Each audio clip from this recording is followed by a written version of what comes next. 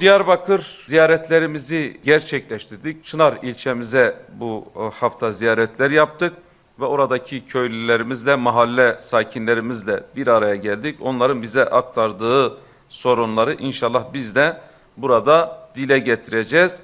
Şimdi gittiğimiz mahallelerinden tabii köylerinden özellikle Çınar bölgesinden sadece değil aslında çoğu köylerde karşılaştığımız sorunların temelinde yol sorunu var, alt ve üst yapı eksiklikleri var. Bununla birlikte özellikle DEDAŞ yazılan faturaların, elektrik faturalarının çok yüksek olması, enerji fiyatının çok yüksek olması, cezaların çok yüksek olması ciddi manada köy sakinlerini rahatsız etmiş, huzursuz etmiştir ve hemen hemen her köyde bu sorun vardı. Mesela Avdalı, diğer Kürtçe ismiyle Birabazın mahallesi, mahallede bize aktarılan sorunları özetle aktarayım.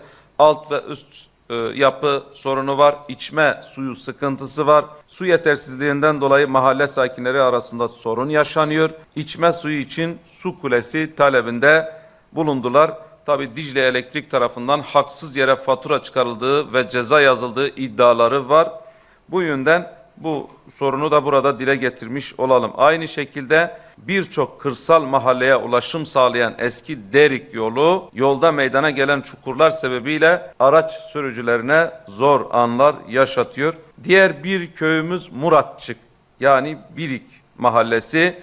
Mahallede yine aynı şekilde alt ve üst yapı sorunları var. Yine aynı şekilde Dicle Elektrik tarafından haksız yere fatura çıkarıldığı ve ceza verildiği iddiaları var. Yani bir köyde değil, her köyde bu sorunla karşılaştığımız için ben de bunu burada aktarmak istiyorum. Mahallede su kuyusu kurumuş. Mahalle sakinleri kendi imkanlarıyla su kuyularını açıyor. Aynı şekilde bu mahallede hizmet veren ilkokul prefabrik bir konteyner olduğu için kışın soğuk ve yazın ise sıcak olduğu, okulun bahçesinin olmaması ve bakımsız olmasından dolayı mahalle sakinleri bu mağduriyetin giderilmesini de talep ediyorlar. Özellikle orada çoğu mahallede, çoğu köyde karşılaştığım bir sorun da çocuklar halı saha talebi var. Ben de onların taleplerini burada duyurmuş olayım. Her bir çocuğun talebi de önemlidir, kıymetlidir diyorum. Bilmece Golberan mahallesi, mahallede alt üst yapı sorunu yine burada var. Mahalle içi yollarının bozuk olduğu ve araç sürücülerinin sıkıntı yaşamasına neden oluyor. Mahallede bulunan metruk yapıların tehlike arz ettiğini ve yıkılması gerektiğini bildirdiler. Yine Dicle Elektrik, DEDAŞ haksız yere fatura çıkarıldığı ve ceza yazıldığı burada da iddialar var. Çiftçiler mazot, gübre ve tarım ilaçlarının pahalı olmasından dolayı şikayetçi. Yine bu mahallede de halı saha talebi var. Tabi burada bu DEDAŞ'la ilgili bu problemin gerçekten çözülmesi gerekiyor. Yani bir uzlaşı yolunun bulunması lazım. Bu sıkıntıların olmaması gerekiyor. Orta bir yolun bulunması gerekiyor. Sorun nerededir? Nereye takılmış? Çözülmesi lazım. Ballıbaba Lugus mahallesi. Mahallede de yine altyapı, üst yapı eksiklikleri var. Tabi bunları bizzat da orada gördük. Mahallede bulunan metruk yapılar yine burada da tehlike arz ediyor. Eski Derik yolu burayla bağlantısı olduğu için Diyarbakır-Mardin arası yolun bir kısmında mahkemelik olmasından dolayı herhangi bir çalışma yapılmadı ve yolun bozuk olması nedeniyle sürücüler zor anlar yaşadığı iddiaları var. Mahalle yolu üzerinde yapılan tren yolunun Ortaviran mahallesi yakınlarında hatalı olduğunu ve kazalara neden olduğu iddiaları var. Bize aktardılar bu köylülerimiz. Yine Pembeviran Kurum mahallesi, mahalle alt ve üst yapı sorunu burada da var. Halı saha talebinde burada da çocuklar bulundular.